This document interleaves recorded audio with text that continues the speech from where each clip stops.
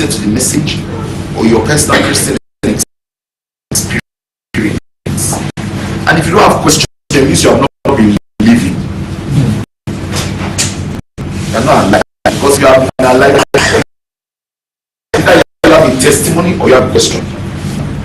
Yes, you can't just say you have a question. You must have a question. What are the realities you are facing? What's the challenge? I want to just preach again and I want to say, what do you think? Yes. What have you experienced? Look at how long you are looking innocent.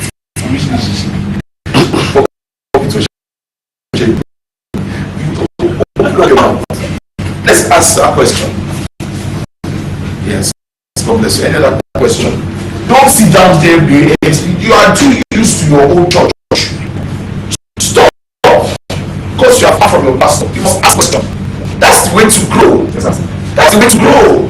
Are you listening to what I'm saying? Don't be impressed with one preaching. I'm not straight here to, at least my age and stage. It's not you that will tell I can preach. Or you don't believe. It's not you. With all due respect, and I give you due respect. So I'm not looking for fresh message.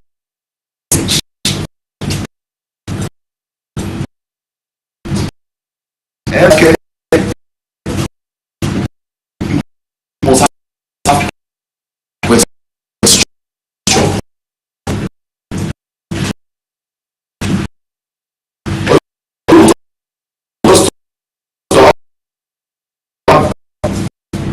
Genders, sexy class, where brothers can excuse us and then sisters can.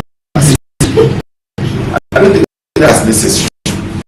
Okay, right this side. Agree? Yeah. Don't look at me. You must have question. You must have question. Otherwise, I will ask you question. If you don't answer, you stand up and preach for us.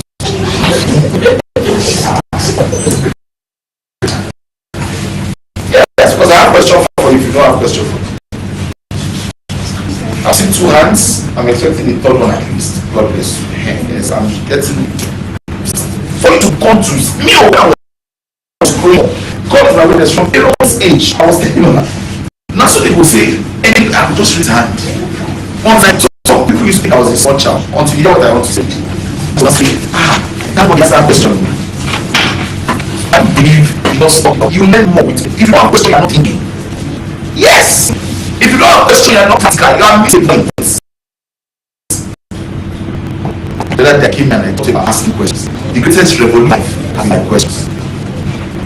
Some churches ask for you have all this stuff, you don't have questions. I will ask you questions, you don't ask questions. You don't know. Because God is not yet because me, I would like to I want you to ask. And it's not this kind of pastor come later and say, the question with the water will tell you right, but everybody will come with you. Organize your questions, please. Have the answer. That's important. Yourselves and one or on two. Choose one. Okay, I have to thank you for the questions. My first question was asked me, what is it when you are not around? And I think we agree that you're asked when you are around, not the contributions. So I had a friend called, and then the friend was crying profusely. And as I was praying, I decided to let's pray because that's the only thing I know at this point. So as we were praying, I just said I don't have a word for you, but let's ask God for a word. So at that time, I just spoke about Psalm 34, I think verse 3 and 4.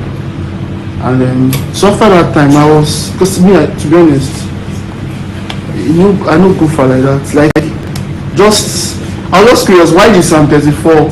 Because it was Psalm 23, Psalm 24, Psalm 17, Psalm 121, I could really know, but Psalm 34 was.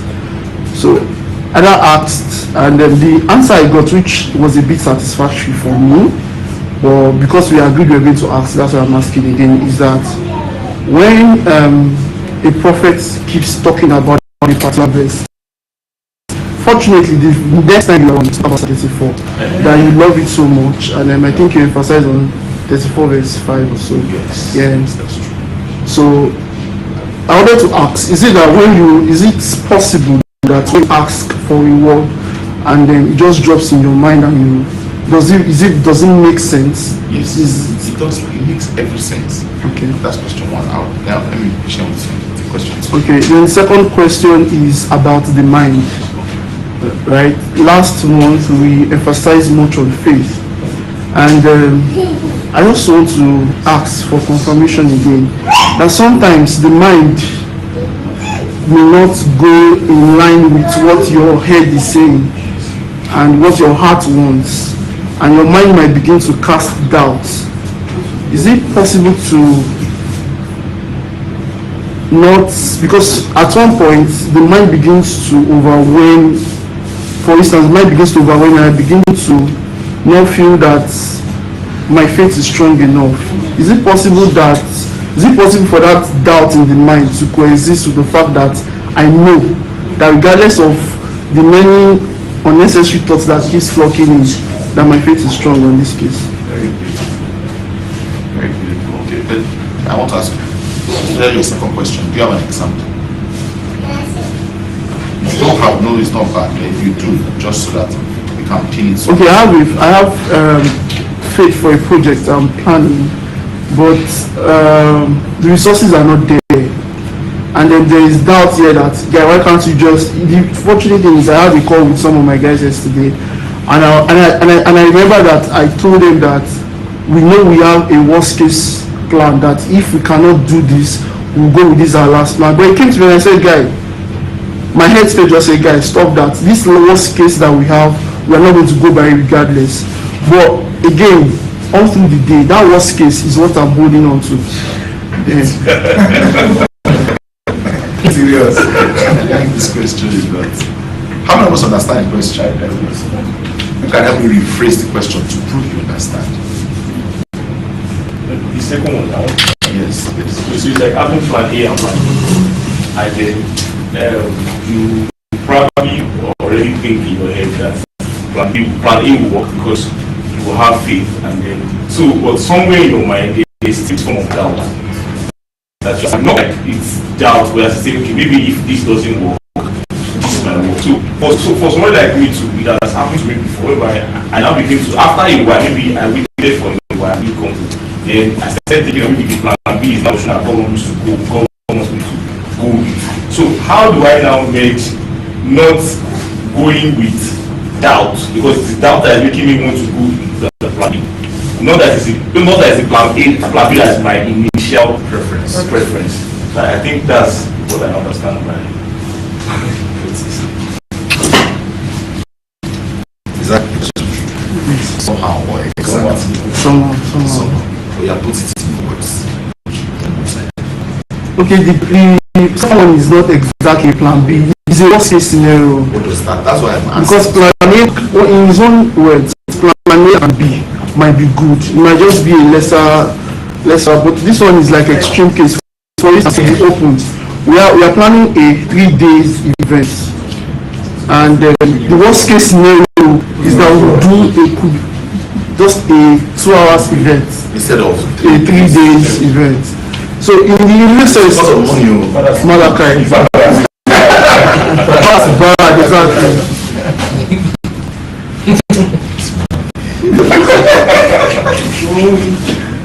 Yeah, so the case is that instead of you summarize 3 days instead of 2 hours, you give them 22. It's just able to meet when we're 3 out of the one that's VNF Conference. when they were asking us for the board. I mean, so to be honest, it's like, and if it's near to the event, at least even if you can just get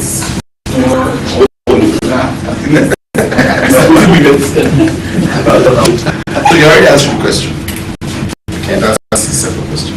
So let's get about stress. How does it work when the word comes into your heart for someone else? Is that correct? Yes. And worst case scenarios situations. Chief, I'll come to your questions. So, sir, I would like to say thank you very much, sir, for the messages and teachings that you've been sharing with us. They've quickly liberated my mind and see the world in a new light. So, I was going through Twitter a while back, and someone was making a joke about atheists, that the vast majority of atheists are Christians that converted. They are lost it. So, and I made a research on why we have a lot of Christians rather than Muslims that are being atheists. So I saw some things which one of them was that probably the experiences that they've had maybe was it felt like they've been cheated by God and all these things. But you know, I remember one thing I mentioned that I'm to excuse God for the reason for our misfortune. So what I saw was that the majority of them are Christians who are looking for knowledge. Like they are making research on learning new things about the faith and all those things. And at the process, they stumbled on some kind of knowledge that they could not really handle, and it made them to switch. So I want to ask that at some point we on the line of seeking for knowledge and not to handle all kind of knowledge.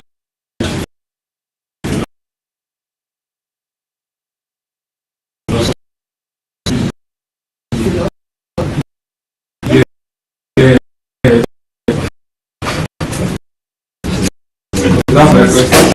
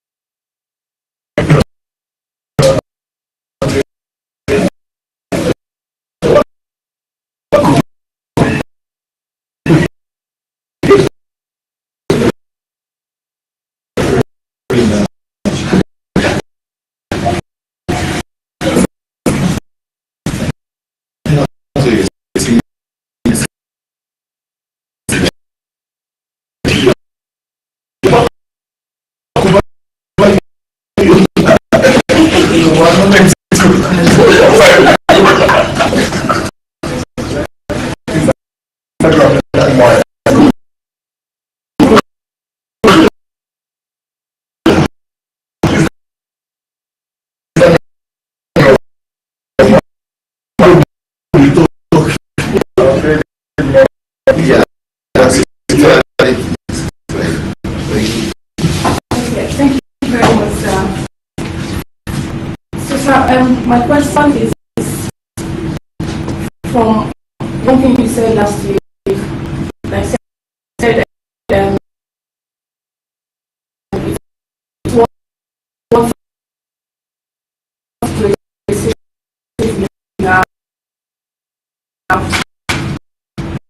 was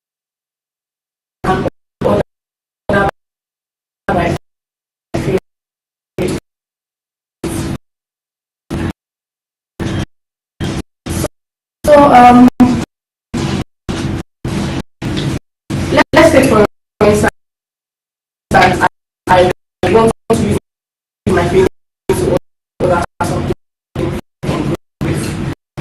but maybe because of lack of knowledge or wisdom, I order that.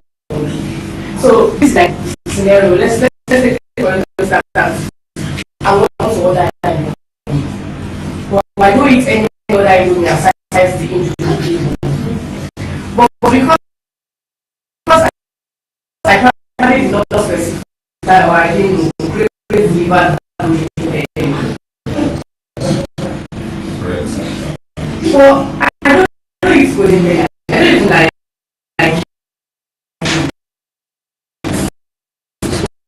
so what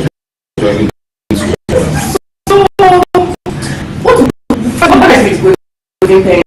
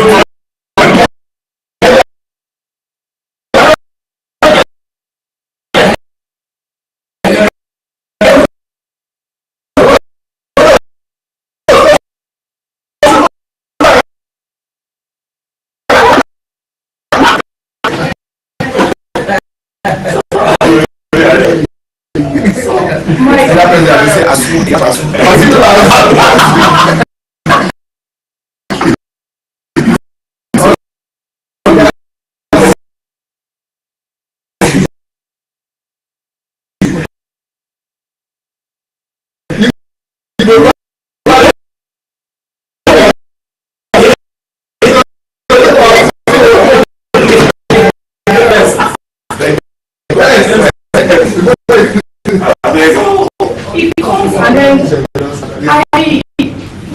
I'm seeing it. Is what I do. I was not afraid for it and then it came. So can I still order again? Can I place another order again for what I like the question. Yes. You see, God bless you, I like that. You know, let me tell you, if you are asking a question, you are losing.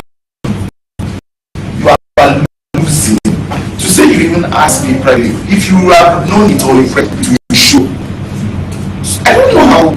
I really sometimes wish I can be a student to this class.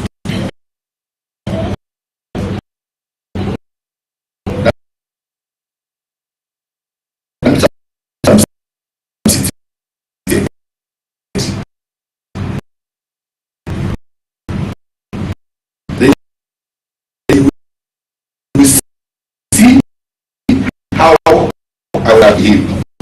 Maybe I would have been worse than someone. I'll come to church and ask questions. The question is what in the world. I don't like being confused. Is it that you're making me feel like as if I've taught you everything and you understand everything? Or you are just ready to ask questions? You hear that? Yes, sir. Ask questions. Here's the question. Ask questions. Somebody don't have questions. Ask. You have to have questions. Let's repeat it. Holy Spirit, help us that from these conversations, lives will be enhanced and they should be revealed. Let me speak as your servant and your prophet. Let conversations of my lips bring glory to your name. Amen. Let Jesus be glorified. Amen. Let your people be edified. Amen. And don't let Satan continue to be terrified in Jesus. Amen. Thank you for the Spirit of God. Lord, in Jesus' name. Amen. All right. I want to just speak to those questions and perhaps I'll just go to teach. Okay. Let's try. First question: scriptures. The way it works is whenever there's need is grace. Tell me that. The people are asking from. Whether there's need is grace. Where do I get asking from?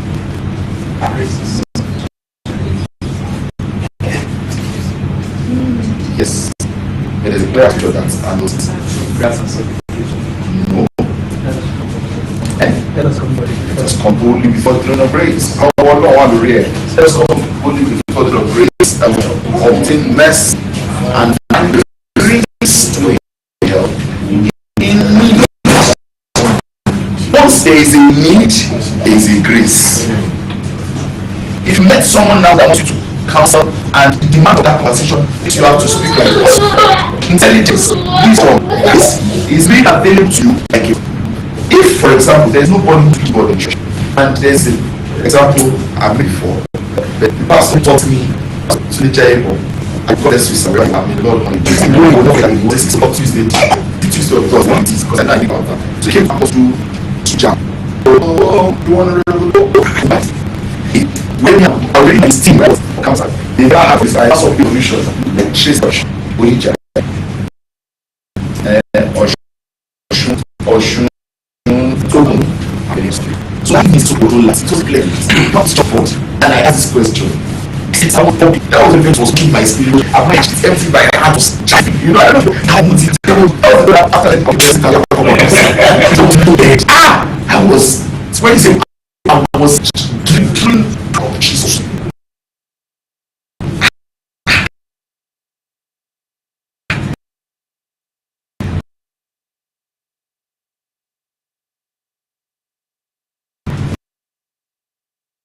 You know, I you know you are not normal. I don't know if you have ever reached there. I don't know. I hope you know something you get what I mean. I was tripping, but I knew I needed wisdom. I knew. So I sat at the back and I asked question.